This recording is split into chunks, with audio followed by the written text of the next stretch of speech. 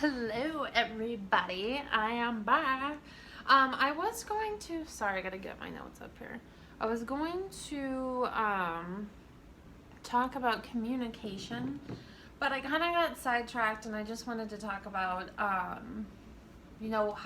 it's been since I've quit my real job, or the job that I gave so much power to, almost a year ago. Today is July, what is it, 6th? 7th, sorry. Today's July 7th. So on the 13th will be 1 year that I completely left, never looked back. I mean, obviously I've looked back, I've talked to people, but like it's been like the best thing in the world that I could have ever done. It's been such a roller coaster of highs and lows, but ultimately I've learned so much about it, and sometimes like I don't like thinking back to it because I still have some ill feelings about it, but obviously you have to face everything head on, and going through this journey that I'm going through of life, you do have to hit it head on. And I guess there's been like this little festering wound lately because of just some events that have been happening, based on that world that I used to live in. And I think it's kind of like time to call out the pink elephant, and I feel like it is coming full circle. It's been a year, and it's like I might as well call it out. And it sucks that it had to end like this, because some days I really do look back and I'm like, I just want to go back to like my old life, and I want to go back to work like with all my friends and or my acquaintances, or whatever. Like I want my old life back. But then I'm like, you know what? Like that's not it served me in no purpose. It served me in no way, like and that's what sucks. And I gave too much to that job that I'm not sure I could go back unless I'm like 110% mentally robust to do it and like adequate or equipped or what, I don't even know the word. But like it sucks because that was my whole world, and like it was a great career, but it's just I don't want the stress. I don't want the anxiety highs and lows. And let me get this up. Consistently riding the roller coaster until the end of the day. And it was funny because I have hyperhidrosis. I don't know if anybody knows what that is, but it's like clammy hands, feet. It's an anxiety thing. It can be caused by a lot of things, but mine is heavily triggered by anxiety. So going to work, traditionally my drive was about 27 minutes, give or take, with weather and whatnot. But it was like I could have the best positive morning, like everything was going good, like I was in the zone, and literally I would be like a mile from the resort and my hands would be like, literally sometimes they'd be dripping down my hand or arm because I was just so anxious, and like I could feel it. And it was like I knew nobody was there because I had just developed this ritual to show up to work an hour early, to prepare and to like be in the zone and to like get everything I needed done. Like, I don't know. It was just my excuse. So nobody was there, but it was like my job gave me so much anxiety because I let it consume me. Like, I gave it so much power over my life. Like, it was work, and then it was friends, and then family. And it was like I missed out on things with my family because I said, no, I gotta go to work. Or I missed out on vacations with my friends because it's like, no, I gotta stay at work. Like the world was gonna miss out if I didn't take my normal Tuesdays off and I didn't go back to work. Like I couldn't take more than 2 days off. Like sometimes not even two, like because I'd get called in and they say, hey, you wanna come in? I'm like, yeah, sure. Like I just always did what I thought people wanted me to do, or like I was always trying to do the right thing. And I expected that from everybody around me, and that's where I went wrong. You can't expect yourself. I guess it's like treat others the way that you want to be treated. It's not like expect what you do you're gonna expect of others. No, like expect the complete opposite in that realm. And it was just like it was so tough, and like I just felt like I was on a deserted island, or like I was invisible. That's a better thing. I was so invisible, and I was like, you don't hear me, like you don't see this, like nobody else sees the things that are going on that are wrong and discriminatory, and like nobody sees that. Like what the heck? Like You know, and especially when I was the only woman manager, like they would blame me for shit, or they would like try to throw me under the bus, and it's just like, you know what, like get out of here, you know. And there's always just so much drama and, you know, nitpicking, and it's like, how about like we lift each other up, we compliment each other, like we try to be a family, we try, you know. And it was just like everything got turned back on me. Like even if I was trying to be positive, it was always turned back like, well, you're negative. And then I'm like, okay, you know, that's just not cool, you know. And people that I thought that I knew,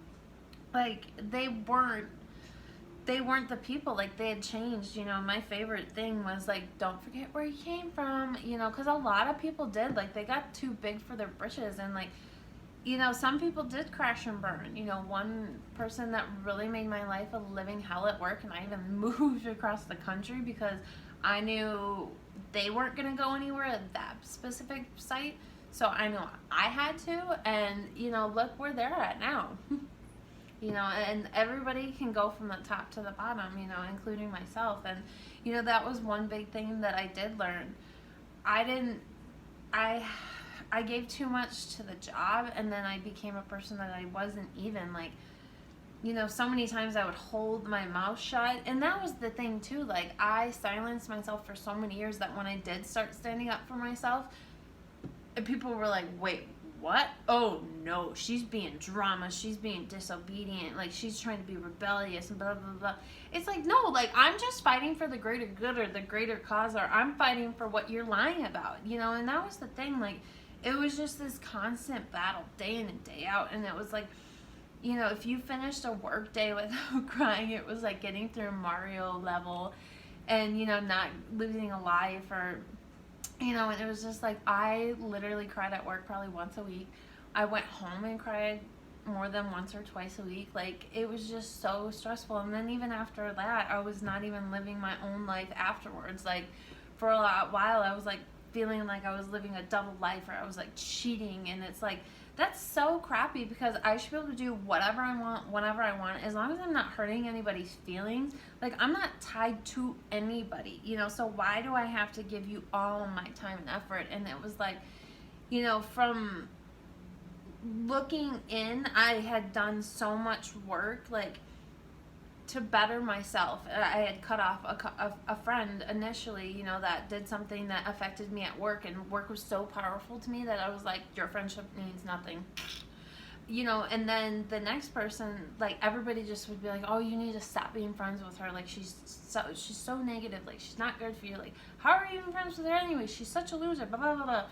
You know, but I love that person so much that, like, no matter what they said, or no matter what she did, or no matter what anybody in her life did, right, wrong, or indifferent, like, I just put her up on a pedestal. And it was like, why? Like, you know, how I was a friend to her, like, I don't feel like it was reciprocated. Like, the quality or quantity, or, like, the way that I was a friend to her, she wasn't that kind of a friend to me. And, you know, and eventually I was like, I just have to cut the cord, because I don't want something to legally happen to me, or I just don't want this in my life anymore. I don't want that cesspool of drama and blah. I don't want that yuck, you know. And that's when I knew, you know, the last thing, I had cut those friends off, and I had done a lot of soul searching, and the last thing that I needed to get rid of was this job, like the last cancer in my life, you know, to like move on and heal and to be better. And, you know, and that was it. And I honestly didn't think that I was going to quit when I did. I was actually, you know, literally in the office, and I'm like, wait, does that mean that, like, I don't have a job anymore? Like, I'm quitting today? Like, no 2 weeks notice? Well, I mean, I did give a notice, so it's not a 2 weeks notice, but, like, I didn't, like, I thought maybe I was going to work, like, another month, and it was just like, okay, done. Like, and I remember walking out of there, and I, like, numb. And then it hit me when I got home. I was like, oh my God, I don't have a job.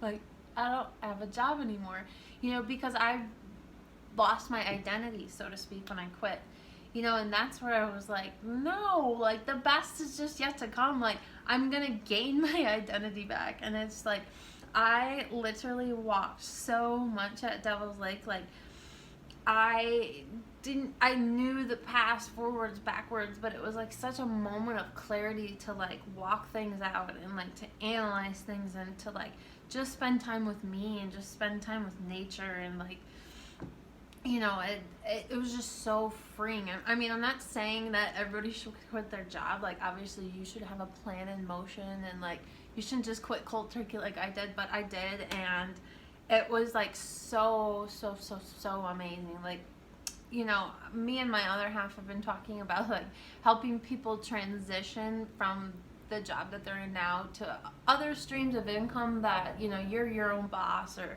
you know, it's a little bit more flexible, or a different schedule, or multiple streams of income. You know, one income nowadays, like, you just can't do it, you know, especially in a household where, you know, there's two people, or if you're a sole household, like, if you like, I had no income other than my savings and what I had built up, and I had no income, you know, and still, like, I didn't get a real job until, you know, probably December, you know, so there was almost a 5-6 month lag where like I didn't know where my next paycheck was. But like, that's what helped me dive into myself, you know, to peel back the layers. And you know, this quarantine really was what was like, you know, you have way more work to do. Like, you thought you did the best, but you know, it really allowed me to soul search. And then, you know, thank all the stars above. Like, everybody was putting out like free content and classes, and you know, that allowed me to kind of like dive in deeper to things that intrigued me before that I didn't know a lot about. And it also like gave me the time to do it. And you know, looking back now, like, I could be, if the person I am today was in that situation at my old career a year ago, like, if me was there, like, I could probably, like, it could be a better situation, but it's not still a good one, you know. And that's where, you know, be prepared. If you don't like what you're feeling, like, your feelings are worthy. Like, don't ever think that they aren't worthy. Hang on one second. Don't ever feel like they're not worthy. Like, you know, obviously, if it affected you in a way that you felt something or you didn't feel good about it, like, that's worthy. Like, and you are worthy to share them with people. You know, you shouldn't have to keep them inside. Like, don't be negative Nancy or brutally mean and malicious with, you know, how you feel. But like, you know, you need to go find somebody that will hold the space for you to, you know, vent in a good way and get it off your chest, and not what's the word, judge you, or, you know, just let you vent and get it out. And then let them, you know, if you seek more help, like, having somebody to hold space for you is the biggest thing. Because if you don't have somebody to confide in, like, that's tough, you know. It really is. And this emotional time in the beginning of my journey, a lot of it was like my mom, because I was like, I don't even know who to talk to anymore. Like, I feel like I am like invisible, and I don't know who sees me or who feels me, or like, you know. So it's like, I guess I have to talk to somebody that's removed from the situation, because I can't trust anybody in the situation, you know. And that sucks. Like, you know, you were always on stand guard, and I was like on eggshells, and I like, what bomb was gonna drop today, or, you know. And it's a lot. Like, it's a high paced career, you know, which is very lucrative. But then you get into like the drinking after work, the socializing, the drama, the camaraderie, but it's in a bad way, like where they'll stab you in the back. And you know, in 7 years, like almost 8, I have seen a lot of things that if I was not in timeshare, like, I wouldn't see, you know. And it's funny because I call myself Diary of a Scorn Timeshare Queen, and I did get scorn, like, and the reason why I use scorn is because I was so jaded, like, and then when I left, like, I had, like, a couple people that I talked to, and the rest of them, I'm like, I don't even want to talk to them. Like, one of my old coworkers just called me today, and I'm like, I just didn't get a good vibe, and I'm like, I'm not going to answer that. Like, if it's super important, they'll leave me a message, they'll contact me later, like, whatever it is. Like, and that's maybe, like, that made me feel this video. It's like, I'm still not over that situation, but I'm in a better situation, you know. And I'll be the first one to tell you, like, do not let your career identify your whole entire life like it did to me. Like, that is the number one thing. Like, you need to have a work-life balance. Like, shut it off. Like, done. Like, at 4 p.m., like, that's when done. Well, and I say that in a sense because I know a lot of people's schedules are hectic, or even in timeshare there was no end time. But what I mean by that is like a work-life balance. So the second that you walk out the door, you work stay there. You are onto your home life or whatever life you're living outside the work doors. Like, my old director used to say, leave your monkeys at the door. Okay, so leave your work monkeys at work. You know, pick them back up tomorrow when you come back to work or after your days off or whatever the case may be. Do that. Please, please, please. Because that will be the healthiest thing you can do for yourself. Now, when you can't do that, or when it's just not working and your job's just not for you, make a plan. You know, put together, if I do X, Y, or Z in 6 months, I can do this. Or, you know, get a side hustle together in the slow time at work while you can, you know, have the time and you have a little bit more freedom, and, you know, build it up, nurture it. So when you're ready to leave, you know, you have an entryway, or, you know, give yourself a timeline. Hey, I need a year before I can leave. You know, just don't quit cold. You can quit cold turkey and be like, all right, let's figure it out. But, you know, I don't recommend that. But it's just, it's such a, like, when everybody says get rid of your limiting beliefs, throw away your baggage, like, get rid of what's not serving you, it's 110% true. Like, I was so scorned from my job. I gave it so much of me. And, you know, there's just people that, like, I'm disappointed in. And I'm disappointed in myself for believing or giving them a different expectation than what they gave me. That's simply put. And that's well enough.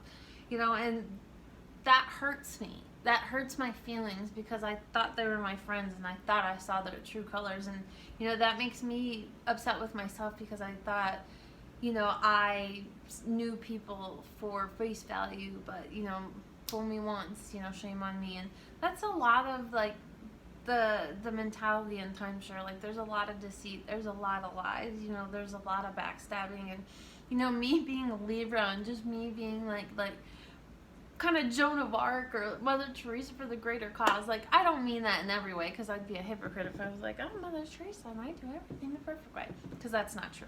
But, you know, those are just things, like, they just don't go hand in hand. So, you know, I feel like a weight has somewhat been lifted off my conscience.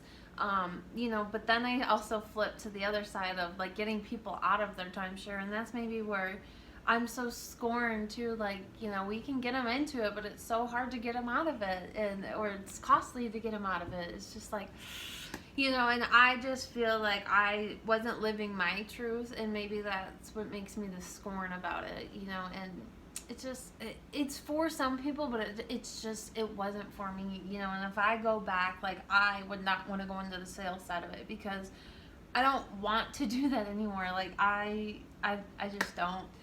And it's just, you know, that's why I've been on this, like, realer journey, and that it's morphed into something bigger. Like, I don't even know what it's gonna go to in the future, but, you know, in the last, I don't know, 4 months, 3 months, that I've been kind of really hitting the ground running with this, or trying to make a bigger deal about focusing on, you know, my vlog and my blog and my Instagram. And, you know, I don't know where this is going to go, but we're doing a couple different things. We just launched the website for JLR Ranchwear, or J. Lloyd Ranchwear, which I'm a co-founder. Woo-hoo. I'd like to say that JLR stands for Jeff Loves Rachel, but it's really J. Lloyd Ranchwear, or J. Lloyd Racing, or a couple different incorporated or businesses that he has. But we just launched the website for that. So if you go on Instagram, it's J. Lloyd Ranchwear, JLLOYDRANCHWEAR. Or you can just go on my Instagram and you can pretty much find it. But yeah, so we just did that. We're also trying to help you guys to transition from your crappy job to your amazing job. So we're doing a freebie for all of you, 7 streams of income to help you go from your day job to your dream job. 1A is still in the works. We're just trying to do a few things extra to it, but it's near and dear to my heart. Yeah, so there's a couple more things behind the scenes, and I'm just like super excited. So, you know, in the last year, I've come so far from, you know, that person that let work consume me to now, like, my work is my passion. I may not be getting paid a ton for it right now, but, you know, Rome wasn't built in a day, and neither is a brand, or neither is, you know, a coaching business, or neither is any business, you know. So it's a slow progress, but if you go on my Instagram, you'll see the JLR logo on one of the shirts I posted a couple posts ago. So, you know, we can do all these different custom designs, but it just got launched today, so you can buy a couple hats. And if you want anything that's not on the website, just let us know kind of what you're thinking, and we can get that in there for you. But, you know, so if you were going to talk to me a year ago today, I wouldn't be saying the same song and tune. I probably wouldn't have the biggest smile on my face, and if I did, it was faking it till you make it. But, you know, we're almost a year into, by the time you see this video, I'm sure it's going to be after the year mark, but I will tell you this: you don't have to be stuck in that job. You have options. You're the only one that's standing in your way, and guess what? I'm going to tell you that you need to be the better version of yourself. You need to be real. You need to be honest and raw with yourself, and really do yourself a favor. You know, we are not promised tomorrow. We are not. I could go down the elevator and something could happen to me. My other half, I just dropped him off at the airport a couple hours ago. He could get into a plane crash, God forbid, but we don't know. We're not promised tomorrow, you know, and that's the big thing too. Like, one of my good friends' 30th birthday was yesterday, and he showed the picture of his open heart scar. He was not promised at 30, and there was days where he probably, well, I know for a fact, there was days that he didn't believe that he would make it to 30. So hallelujah that Tim turned 30 yesterday, and, you know, it's all good, but, you know, enjoy life. Do things for you. Just be real, be raw, be authentic. Like, that is like the tagline that keeps coming back. Like, all these different podcasts that I've ran into within the last 3 weeks all have to deal with authentic. Like, be real, be raw. Like, don't, like, I don't want to go back into that topic. But do you. Like, do what feels right. Don't be fake. Don't copy. Beat to your own drum. Like, and I guess that's what pissed me off the most. I let myself get so lost in a job that wasn't even, that I gave too much to of myself, that I was so lost. And then with everything else going on in my life, like losing my grandpa, moving away, not having a ton of friends, breaking up with my boyfriend, like just a whole bunch of random life events piled onto that, like it was a recipe for disaster. I am surprised that I did not have like a mental breakdown. I mean, there was days that I just kept saying like, I don't want to live like this anymore. Like, it's not fair, you know, and until I took accountability and I was like, nobody's going to help me besides me. Like, get your crap together, girlfriend. And like, you know, had to do a lot of self-talk and, you know, started my own journey, like to be a better person, to find that girl that I used to be, to find that real person inside of me. And that's just kind of where it started. And I feel like I was on one, but I'd like to say that it started on July 13th when I cut the cord, July 13th, 2019. I cut the cord and I decided to break free from it, you know, and whether it's a forever thing or just a now thing, I don't know. Never say never. That's true. But it is what it is, you know. A year later, I am happier, I am healthier, I'm in a better emotional spot. Am I 100% better? No. Am I 100% fixed? No. Was Rome built in a day? No. You know, so healing doesn't have a time frame. You know, it can last this long, or it can last this long, or I don't know. You know, healing has no time frame, and that's one thing that I have learned. And, you know, being the better version of yourself, the better, realer version of yourself, it could take your whole life. But as long as you're being genuine, you're being honest, you're being kind, you know, you're being loving, you're trying to follow your dreams and your passion, and you know, you just live it to the fullest. That's all you can do, you know, and day by day everything falls into pieces, you know, it gets into alignment. And I'm so excited to, you know, share my story a little bit more and dive in deeper, but I'm also excited to help you. You know, if you're like, oh my gosh, like I totally get where she's coming from, but I can't quit my job. Why not? Like, why? What's stopping you?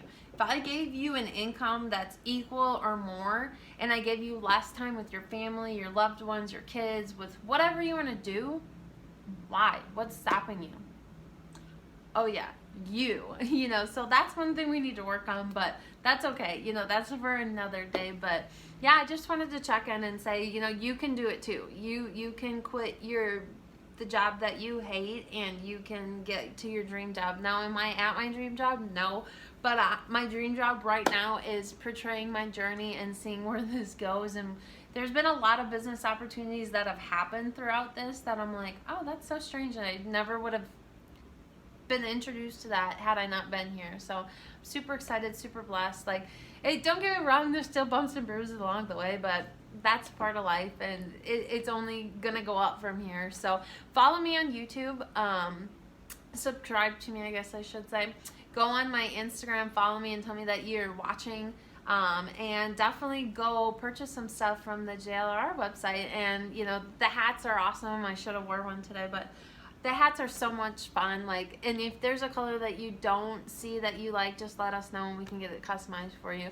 Now, with everything going on with the COVID thing, it does take a little bit longer, but it's still in a timely fashion to get you your items. So, and if you're local, we can set up a pickup or a delivery or whatnot. So yeah, if you're in the Las Vegas area, hit us up and let us know. But yeah, it's super great.